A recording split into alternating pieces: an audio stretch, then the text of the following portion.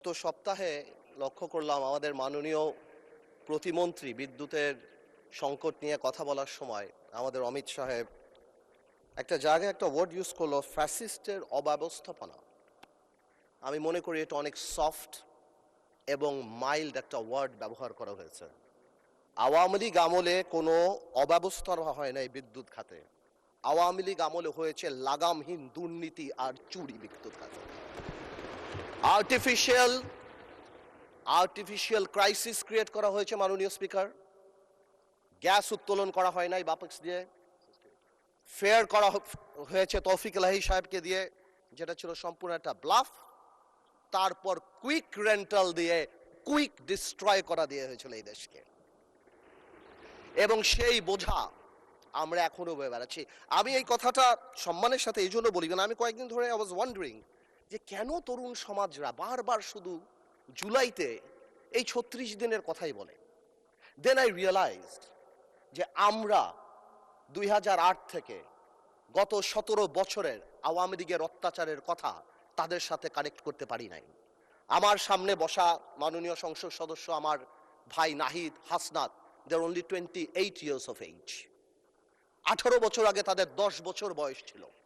তারা শেয়ার মার্কেটের দরবেশের অত্যাচারে 30 লক্ষ লোকের ফকির হয়ে যাওয়ার কথা জানে না, জানলেও সেটা ফিল করে না। বিডিআর পিলখানার কথা ফিল করে না, হয়তো জানে। তারা হেফাজতের সময় আলেম ওলামাদের রাস্তায় কান ধরে উঠায়া বসার সেই অপমানের কথা ফিল করে না। We couldn't connect to them. তারা হয়তো শুনেছে, তারা জানে না এই পার্লামেন্টকে কিভাবে নষ্ট করা হয়েছিল। ইয়াবাবদি, who is a Pablo Escobar, সবচেয়ে বড় ড্রাগ লর্ড এই দেশের, তাকে এখানে বসানো হয়েছিল। মমতাজকে বসানো হয়েছিল।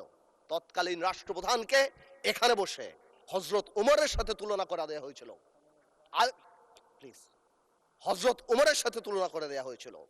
এখানে বসে তৎকালীন রাষ্ট্রপ্রধানকে হজরত উপাধি দেওয়া হয়েছিল, পীর আউলিয়া দেওয়া হয়েছিল। আপনি এখানে বসা, যদি মেজর হাফিজ সাহেব থাকতো আমি বলতাম 2009 সালে আমি ওরা বাই ইলেকশন করতে গিয়েছিলাম, ধানের শীষের ভোট দেওয়ার জন্য এক কর্মীর বুড়া আঙ্গুল কেটে দেওয়া হয়েছিল। এই জিনিসগুলি আমরা কানেক্ট করতে পারি না, আমরা ইয়াং জেনারেশনকে পৌঁছাতে পারি না।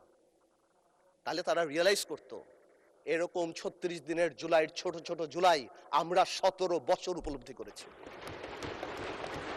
মাননীয়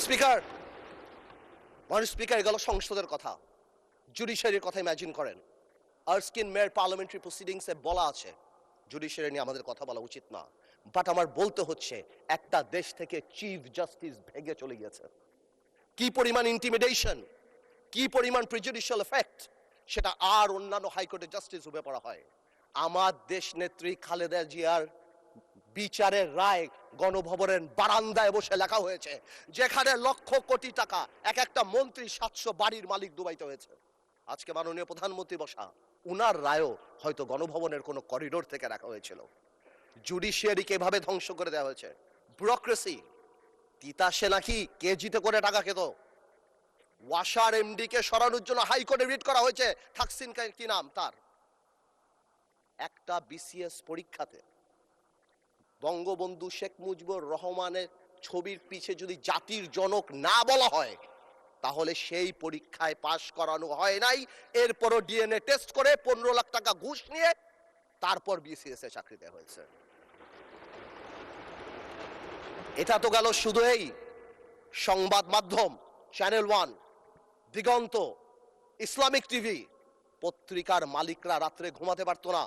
সামাজিক যোগাযোগ মাধ্যমে আমরা একটা ফেসবুকে স্ট্যাটাস লিখে 10 বার সেটা ডিলিট করতাম, চিন্তা করতাম এই বুঝি আইসিটি আমাদের ধরলো কিনা। ব্যবসায়ীদের কথা বলেন, বাংলাদেশের ব্যবসায়ীরা সব দলের সাথে সম্পর্ক থাকবে ঠিক আছে, কিন্তু কিছু ব্যবসায়ী ভয়ে চলে গিয়েছে। আমরা এও শুনেছি বড় বড় ব্যবসায়ীরা তৎকালীন সরকার প্রধানকে মা, আম্মু বলে সম্বোধন করেছে। কেউ কবিতা বলেছে, তুমি আমার প্রথম, তুমি আমার দ্বিতীয়। আপনারা শুনেন নাই? আমরা শুনেছি। হাউ ডিসগাস্টিং একটা দেশের সিস্টেম। কিভাবে শিক্ষা মন্ত্রণালয়, আপনি চিন্তা করেন, আপনি যদি if you go to YouTube and search I am GPA 5, আপনি লক্ষ লক্ষ ছেলেপেরা জিপিএ 5 পেয়েছে যারা বলতে পারে না ইংরেজিতে যে আই অ্যাম জিপিএ 5। এরা যদি বিদেশে যায় মাননীয় স্পিকার, এদেরকে শো ইউর পাসপোর্ট বললে এরা পাসপোর্ট বুকে নিয়ে শুয়ে পড়বে মাননীয় স্পিকার। আমি এই কথাগুলি কেন বললাম মাননীয় স্পিকার? আমি এই কথাগুলি এই জন্য বললাম, সিস্টেমেটিক্যালি এই দেশকে এমন ভাবে নষ্ট করা হয়েছে। এক, the young generation must realise যেটা আমাদের দোষ। We couldn't connect to them, we couldn't connect to the Gen Z generation and tell them what atrocity been going on. আমরা কি ট্রমার মধ্যে থেকে 17 বছর গিয়েছি। আরেকটা রিজন বোঝা দরকার যে মাননীয় প্রধানমন্ত্রী তারেক রহমান সাহেব বাংলাদেশের ইতিহাসের সবচেয়ে খারাপ সময় বাংলাদেশের দায়িত্ব নিয়েছে। বাংলাদেশের প্রধানমন্ত্রী তারেক রহমান সাহেব যখন গণতন্ত্র ক্ষতবিক্ষত, তখন বাংলাদেশের দায়িত্ব নিয়েছে যখন the whole country system is completely corrupted. এখন প্রশ্ন হলো, আমরা চাই যাতে আমরা এটা ঠিক করি, বাট এই ঠিক করার জন্য সবচেয়ে বড় ভূমিকা আমাদের। আর when I say আমাদের, উই ইনক্লুড বিরোধী দল। কিন্তু আমি বিরোধী দলের একটা জিনিস আমি এটা বুঝি না, ওনারা আমাদেরকে ভালোই বাসে না, আমরা এত চেষ্টা করি। ওনারা বলে না, আমি বলে না মাননীয় স্পিকার, বলে না তুম হামসে মোহাব্বত করো হাম বেওয়াফা নেহি করেঙ্গে। মানে বলে উর্দুতে বললাম যাতে বুঝতে সুবিধা হয়। উর্দু বই দেখছি একটা, আমি একটা উর্দু বই দেখছি, ওই যে পিছে উর্দু বই একটা, আর আপনাদের সাথে কমিউনিকেট করতে, এনিওয়েজ আমি আপনাকে কল করি, will talk about it later. আচ্ছা, এখানে বসে স্পেশালি আমাদের বিরোধী নেতা শফিকুর রহমান সাহেব এত সুন্দর কথা বলেন, অর্ধেক তো একদিকে ফ্যানই হয়ে গেছে ওনার কথার। উনি এত সুন্দর করে বলেন, আসুন না, কেন না আমরা এটা করতে পারি না, মাননীয় স্পিকার, বিএনপি ফ্যাসিবাদীর রাস্তা ধরে হাঁটা শুরু করছে শফিকুর রহমান। বিড়ালের মতো বাঁচতে চাই না, সিংহের মতো বাঁচতে চাই। মানুষ আশরাফুল মাখলুকাত আল্লাহ বানাইছে, আমরা সিংহ বিড়াল হয়ে যাচ্ছি। সংস্কার পিছিয়ে গেল, অভ্যুত্থানের প্রস্তুতি হবে। জিয়া পরিবার থেকে মানুষকে মুক্ত করার ঘোষণা। 16 বছর জিয়া পরিবারের থেকে মুক্ত করতে শেখ হাসিনা হেলিকপ্টার দিয়ে পালিয়েছে, সাতরায় পালাবে মাননীয় স্পিকার। বলে কি জিয়া পরিবার মানে বাংলাদেশের গণতন্ত্র, জিয়া পরিবার মানে বাংলাদেশের স্বাধীনতার ধারক বাহক, জিয়া পরিবার মানে বাংলাদেশের স্বাধীনতার ধারক বাহক। এখন জিয়া পরিবার মানে গণতন্ত্রের এখন কেন্দ্রবিন্দু। জিয়া পরিবারে ভাগাবে আল্লাহ। আওয়ামী লীগ সরাতে 16 বছর, আপনাদের সরাতে 16 দিন লাগবে না। এখন এইসব কথা বলার পরও যেই আমরা একটু অ্যাটাকে যাই, আসুন আমরা সবাই এক হয়ে যাই, এই ডাবল স্ট্যান্ডার্ড করে লাভ হবে না। আমি বিরোধী দলের নেতাকে সম্মানের সাথে বলতে চাই, আপনি আপনার ঐক্য, আপনার দলে ক্লাস নেন। আপনি বুঝান that he who comes in equity must come with clean hands. আপনি একবার এক কথা বলবেন রাজপথে, গণঅভ্যুত্থান ডাক দিবেন। এই যে নাহিদ ভাই কই আজকে হ্যাপি বার্থডে বললাম, সে দেখি আগে গুলি নাকি আগে খাবে। কে মারবে ভাই তোমার? কেন মারবো? আমরা একসাথে যুদ্ধ করেছি, আমরা 2 বছর আগে। why would we do that? এই যে মাইন্ডসেট, এই মাইন্ডসেট দিয়ে আমরা কোনোদিনও কাঙ্ক্ষিত জায়গায় পৌঁছাতে পারবো না। একটু আগে একটু আগে আমাদের মাননীয় আমার তো ভয় লাগে ওনারে, একটু আগে আমাদের স্বরাষ্ট্রমন্ত্রী সাহেব উনি বলে গেল জাতি বিভক্ত করা যাবে না। তো জাতি বিভক্ত না করলে মুক্তিযুদ্ধের ইতিহাস কিভাবে শিখাবো? হাওয়ার সাথে যুদ্ধ করছে মুক্তি বাহিনী। জাতি বিভক্ত করা যাবে না, বাংলাদেশকে হিন্দু মুসলমানে ভাগ করা যাবে না, আমেরিকা রাশিয়া ভাগ করা যাবে না। কিন্তু মুক্তিযুদ্ধের ইতিহাস যখন বলতে হবে, তখন আমি কার সাথে? আমি হাওয়ার সাথে যুদ্ধ করছি, আমরা রাজাকারের সাথে যুদ্ধ করছি, এবং তাই আমরা এখানে আসছি। আল্লাহ, আজকে তো শেষ।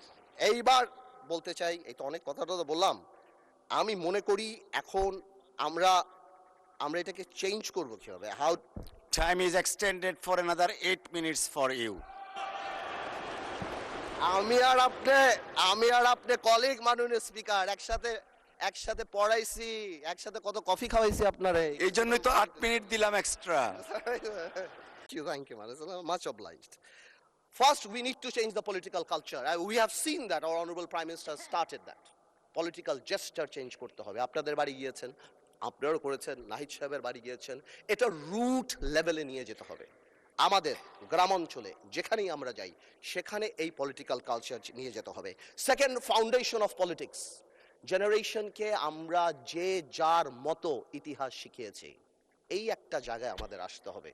আমাদের সরোয়ার্দী সাহেব থেকে আরম্ভ করে, ভাসানী সাহেব থেকে আরম্ভ করে, শেরেবাংলা একে ফৌজক সাহেব থেকে আরম্ভ করে বীর শ্রেষ্ঠ, যেটা আমরা অলরেডি দেখতে পাচ্ছি, and thanks to the prime minister, because আমরা সব জায়গায় দেখতে পাচ্ছি এই রেকগনিশনগুলি জেনুইনলি সামনের দিকে নিয়ে যেতে হবে। আনফর্চুনেটলি আজকে আমরা আমাদের ইয়াং জেনারেশনরা, আপনি জিজ্ঞেস করেন কয়জন 7টা বীরশ্রেষ্ঠর নাম জানে, অথচ অনেক আনইম্পর্টেন্ট লোকদের নাম জানে, অনেক আনইম্পর্টেন্ট সেলিব্রিটিদের নাম জানে। তাদেরকে রিয়েলাইজ করতে হবে এই সব লোকেরা সেলিব্রিটি না, দেশের জন্য যারা জীবন দিয়েছে, they are the true celebrity of the country.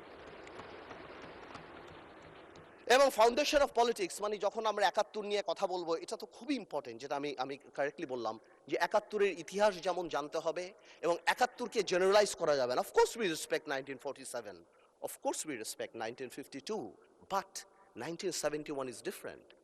52 আমাদের অর্জন, 71 আমাদের অর্জন, আমাদের আবেগ, আমাদের গৌরব, আমাদের অস্তিত্ব। এটার সাথে কারোই করা যাবে না। I am sorry to say, 71 যখনই আসবে তখন আমার ভাইদের সেই সময়কার ভূমিকার কথা আসবে, and unfortunately they have to live with this stigma rest of the life. এটাকে আপনি সরাতে পারবেন না।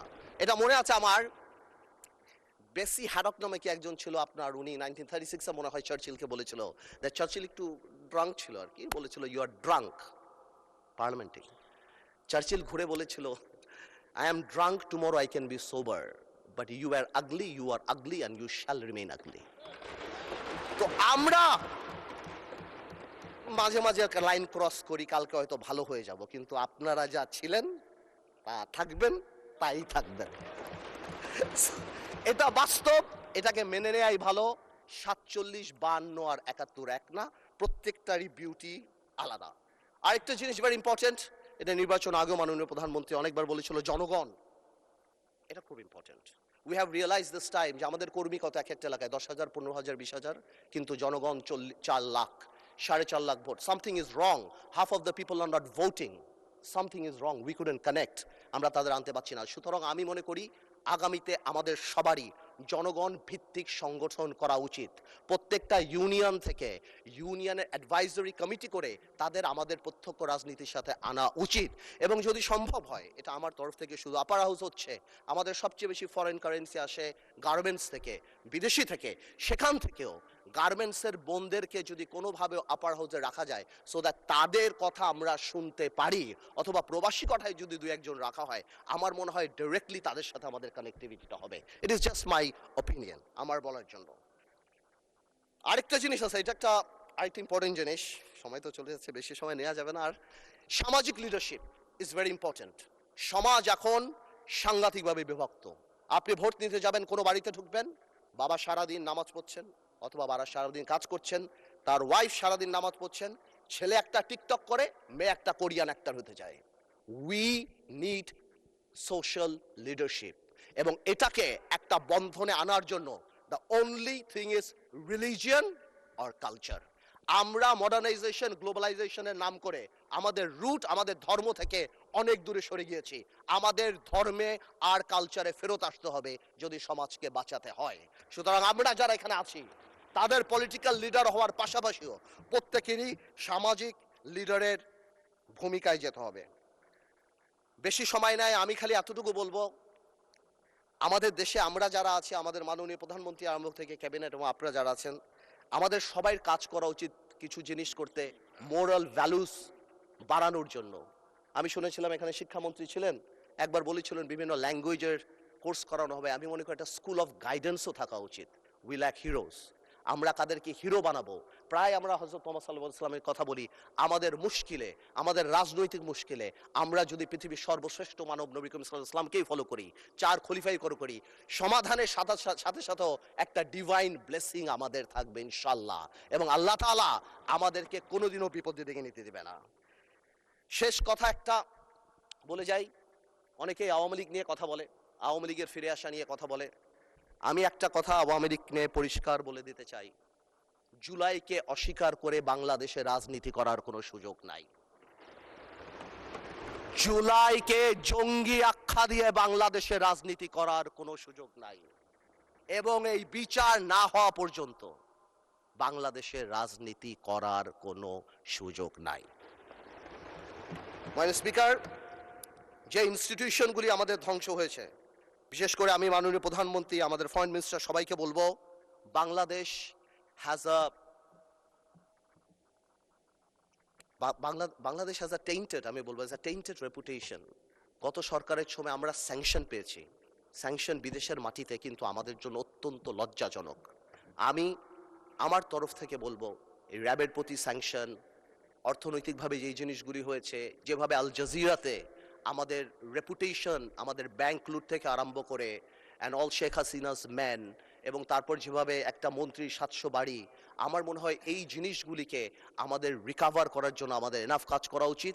এবং যদি সম্ভব হয় মাননীয় স্পিকার, একটা ইকোনমিক ট্রিজন আইন পাশ করা উচিত, যে ভবিষ্যতে যাদের কর্মকাণ্ডের জন্য বিশ্ব পরিমণ্ডলে বাংলাদেশের অর্থনৈতিক রেপুটেশন নষ্ট হয়, তারা জানি দেশদ্রোহী হিসাবে বিবেচিত হয়। আমি 1 মিনিট আগে ছেড়ে দিলাম মাননীয় স্পিকার, আপনাকে অনেক অনেক ধন্যবাদ। আপনাকে অসংখ্য ধন্যবাদ মাননীয় সদস্য। ইয়েস, মাননীয় বিরোধী দলীয় নেতা। পড়ছি মুসিবতে মাননীয় স্পিকার।